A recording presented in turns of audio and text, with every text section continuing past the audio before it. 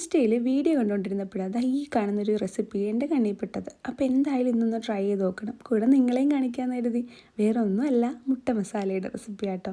2 മുട്ട എടുത്തിട്ടുണ്ട്. അതിലേക്ക് ചെറുതായിട്ട് അരിഞ്ഞ സവോളയും പച്ചമുളകും കുറച്ച് കുരുമുളക് പൊടിയും മഞ്ഞൾപ്പൊടിയും കൂടി ഇട്ട് കൊടുക്കുന്നുണ്ട്. ഒരു കാര്യം മറന്നു. എന്താ? ഉപ്പ് മറന്നു. അതും കൂടി ഇട്ട് കൊടുക്കുന്നുണ്ട്. അതിനുശേഷം നന്നായിട്ട് മിക്സ് ചെയ്ത് മാറ്റി വയ്ക്കുക. ഒരു പാനിൽ കുറച്ച് ഓയിൽ ചൂടാക്കി അതിലേക്ക് കുറച്ച് വെളുത്തുള്ളിയും കറിവേപ്പിലയും ഒരു ചെറുതായിട്ട് അരിഞ്ഞ സവോളയും കൂടി ചേർത്തിട്ട് നല്ല രീതിക്ക് വഴറ്റിയെടുക്കുന്നുണ്ട്.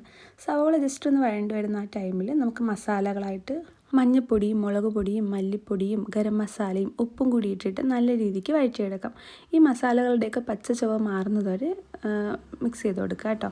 അതിനുശേഷം നമുക്ക് റെഡിയാക്കി വെച്ചിരിക്കുന്ന മുട്ട ഇതിലേക്ക് ഒഴിച്ചു കൊടുക്കാം. മുട്ട ഒഴിച്ചിട്ട് വേറെ ഒന്നും ചെയ്യേണ്ട, മൂടി വെച്ചാൽ മാത്രം മതി. മൂടി വെച്ച് ഒരു സൈഡ് നല്ല രീതിക്കൊന്ന് വെന്ത് വരുമ്പോഴത്തേനും നമുക്ക് മറിച്ചിട്ട് കൊടുക്കാം.